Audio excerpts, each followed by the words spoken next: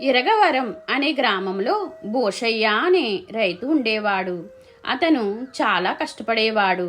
అతనికి 2 ఎకరాల పొలం ఉంది. దాని సాగు చేసుకుంటూ కుటుంబాన్ని పోషించేవాడు.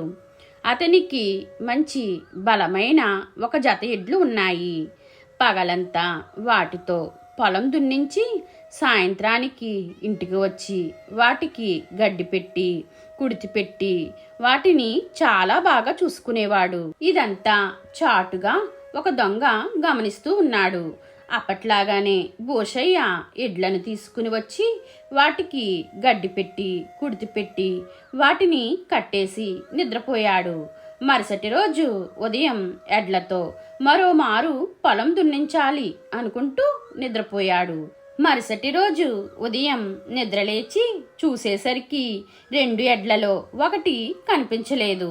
దానికి భీమయ్య ఎద్దు ఏమైంది అని చుట్టుప్రక్కల వెతికాడు. కానీ దొరకలేదు. అయ్యో, ఈరోజు పొలంలో చాలా పని ఉంది, ఎలా అని ఆలోచిస్తూ ఉన్నాడు. ఒకదానితో పొలం దున్నలేను, సరే ఇంకో దానిని చూసి కొనాలి అని సంతకు బయలుదేరాడు.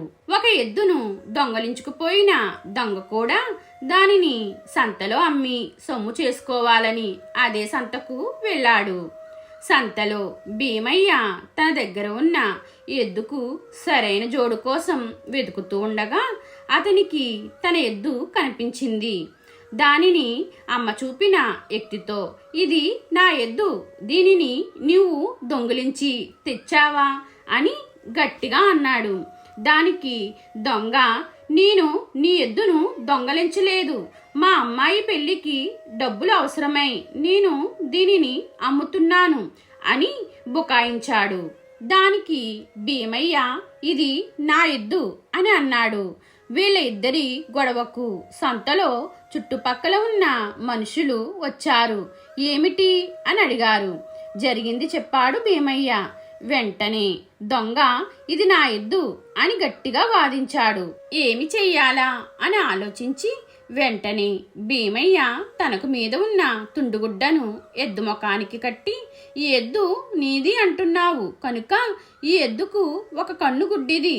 ఇన్ని రోజుల నుంచి ఈ ఎద్దు నీ దగ్గర ఉంటే ఏ కన్ను గుడ్డిదో చెప్పు అన్నాడు. ఊహించని పరిణామానికి దొంగ ముందు ఆశ్చర్యపోయినా తరువాత దీనికి ఎడమ కన్ను గుడ్డిది అన్నాడు. దానికి భీమయ్య, బాగా ఆలోచించి చెప్పు, దీనికి ఎడమ కన్ను గుడ్డిదా అని గట్టిగా అన్నాడు. అతను ఇంత గట్టిగా అడుగుతున్నాడు అంటే ఎడమ కన్ను కాదు కుడి కన్ను అనుకుని, ఇందాక నేను పొరపాటు పడ్డాను, దీనికి కుడి కన్ను గుడ్డిది అన్నాడు. వెంటనే భీమయ్య, చూడండి, ఎద్దును దీనికి ఏ కన్ను గుడ్డిది కాదు, దీనికి 2 కళ్ళు బాగానే ఉన్నాయి. ఈ ఎద్దు నాది కనుక నేను నిజం చెప్పాను, ఇది అతనిది కాదు కనుక తడబడి ముందు ఎడమ తరువాత కుడి అని అబద్ధం చెప్పాడు అన్నాడు. వెంటనే అక్కడ ఉన్న పెద్దలు అందరూ దొంగకు దేహశుద్ధి చేసి న్యాయాధికారి దగ్గరకు పంపారు. సంతకు వచ్చిన వారు అందరూ భీమయ్య తెలివికి మెచ్చుకున్నారు. పోయిన ఎద్దు దొరికింది అని సంతోషంగా ఇంటికి చేరాడు భీమయ్య. మీకు ఇలాంటి మరిన్ని కథలు కావాలంటే నా ఛానల్ని సబ్స్క్రైబ్ చేసుకోండి.